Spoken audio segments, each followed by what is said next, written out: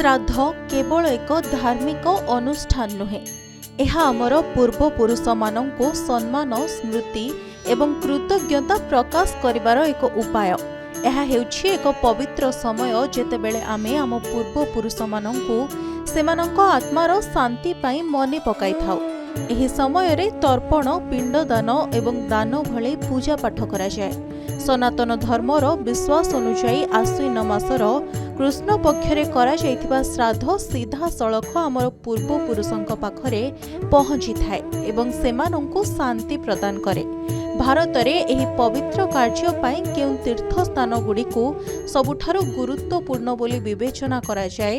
एही स्थान गुड़िक हेउछि जेउठारे पूर्वपुरुषंक पाई करा जाइथिबा श्राद्ध सेमानंक सुख, संतोष एवं मोक्षर माध्यम होई जाए। तेबे आसंतु एही सब पुण्य स्थान गुड़िक विषय रे जानिबा। गया, बिहार।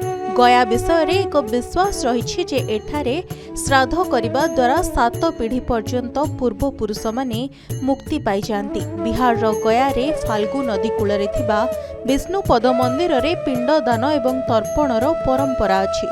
कुहा जाए जे एठारे भगवान विष्णुंको पाद चिन्ह रहिछि।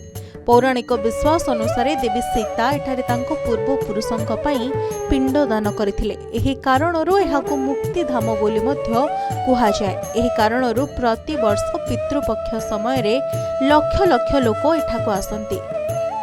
वाराणसी, उत्तर प्रदेश। काशी को भगवान शिवंको नगरी बोली कुहा जाए। विश्वास रही एठारे करा जाइथिबा कार्य सीधा सड़क मोक्षर द्वार खोली थाए। एठारे मणिकर्णिका घाट सहित पिशी मोचन कुंड रे श्राद्ध एवं पिंडदानर विशेष गुरुत्व रही। कुहा जाए गया जिबा पूर्वरु काशी त्रिपिंड श्राद्ध करा जिबा उचित। एठारे करा जाइथिबा श्राद्ध आत्मा को शिव लोक को नहीं जाए बोली विश्वास रही। अलाहाबाद, उत्तर प्रदेश। प्रयागराज किंबा अलाहाबाद नाम सुनिबा मात्रे प्रथमे गंगा, यमुना एवं सरस्वती संगम स्थल कथा मन पड़े। एठारे कुंभ एवं अर्ध कुंभ आयोजन करा जाए।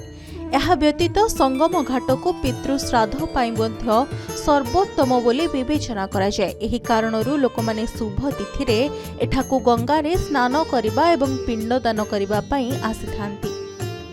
हरिद्वार, उत्तराखंड। गंगा कूल रे अवस्थित हरिद्वार को शताब्दी धरी मुख्य नगरी बोली कुहा जाए। कुशावर्भ घाट एवं नारायणशिला रे पूर्वपुरुषंक पई श्राद्ध करिबार परंपरा रही। विशेष करी हरकी पाउडरे करा जाइथिबा श्राद्ध को अत्यंत फलप्रद बोली विवेचना करा जाए। मान्यता रही जदि कोनोसी आत्मा मोक्ष पाई पारु नाही तेबे नारायणशिला रे श्राद्ध करिबा द्वारा ताहा आश्वस्ति पाई थाए। एही कारणरू श्राद्ध पक्ष समय रे हरिद्वार रे प्रबल भीड़ लागि थाए। बद्रीनाथ, उत्तराखंड।